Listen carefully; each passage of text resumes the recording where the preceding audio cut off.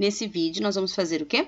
A correção das aulas 5, aulas 6 e 7 do Aprender Sempre, volume 2, da sequência didática 2, refletindo sobre o uso dos sinais de pontuação em diferentes gêneros textuais. Relembrando, leitura da carta do amigo Rafael para o seu primo e responder as questões que seguem o texto. Pensando sobre a leitura que você fez sobre a carta, responda: quem escreveu essa carta? Rafael escreveu essa carta ao seu primo. Por que ele escreveu essa carta? Porque queria contar ao primo as novidades. Caso você tenha escrito algo diferente, mas que não tenha fugido da ideia, está correto. Durante o texto, há algumas perguntas, não é? Lembra? Não é demais? Você sabe brincar disso? Entre outras. Qual o objetivo dessas perguntas? Rafael escreve perguntas como se estivesse conversando com o primo.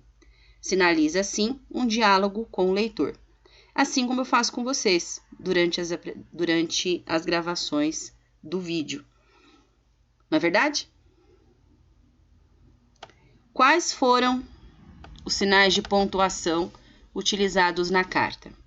Ele utilizou a vírgula, ponto final, ponto de interrogação, ponto de exclamação, reticências.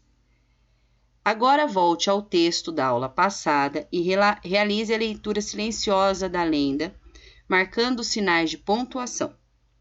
Em seguida, responda as questões abaixo. Liste os sinais de pontuação encontrados. Vírgula, ponto final, dois pontos, travessão, ponto de interrogação, ponto de exclamação e reticências. Quais sinais de pontuação aparecem na lenda, mas não na carta? Dois pontos e travessão. Por que esses sinais não foram utilizados na carta, mas foram utilizados na lenda? Os dois pontos foram usados para anunciar as falas dos personagens.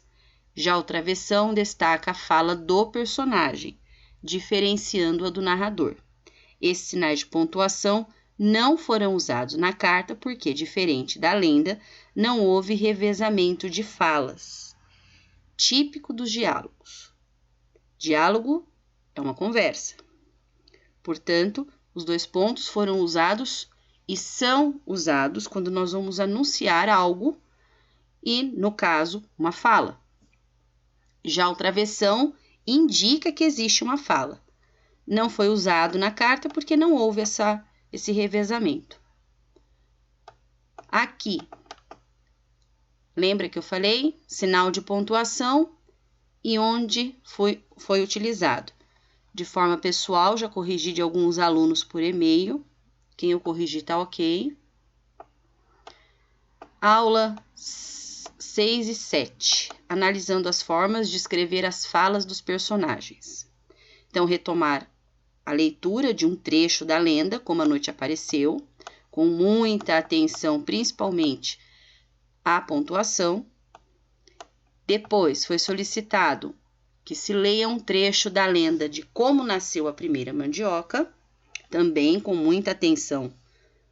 Sublinhe as falas dos personagens nos dois trechos acima.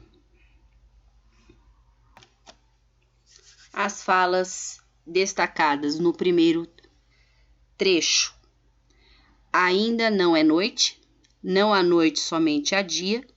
Meu pai tem noite, se queres dormir comigo, manda buscá-la pelo grande rio.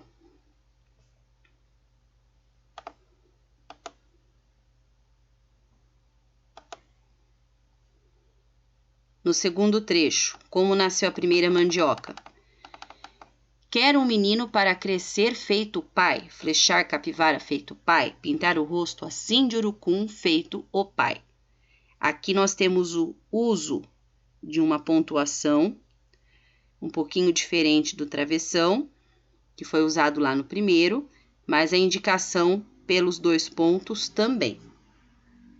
O que você vê de diferente em relação à pontuação? Na primeira lenda, o diálogo entre o índio e sua esposa é marcado com travessões. Já na segunda, as falas do índio Zatiamaré aparecem entre aspas. 5. As diferentes marcações das falas identificadas na questão anterior mudam o sentido do texto? Não, nós conseguimos identificar as falas. O travessão e as aspas apenas indicam escolhas diferentes dos autores. A número 6 é pessoal. Quando você está produzindo o seu texto, qual sinal de pontuação você costuma usar para sinalizar as falas? Por quê? Você conhece os tipos de discurso usados nos textos narrativos que nós falamos, né? O discurso direto, quando o narrador passa, né, a fala, na verdade, assim, ele incorpora a fala do personagem, ou não? O que vocês acham? O discurso direto é quando o narrador dá a vez, ou seja, o personagem fala. Nós temos aí a indicação de 2 pontos, certo? E temos o travessão.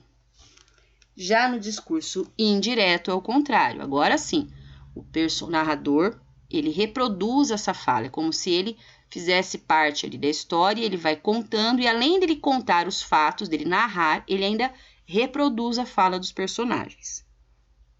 Então, vamos lá. Retomando, discurso direto, eu tenho as falas de forma direta. E o discurso indireto com as falas de maneira indireta. Ou seja, o narrador conta com as suas palavras ou até às vezes reproduz a frase, a ideia do personagem. Pensando nas considerações acima, é possível afirmar que as falas dos personagens nas atividades 1 e 2 foram escritas em que tipo de discurso? Foram escritas no discurso direto. Como você sabe disso?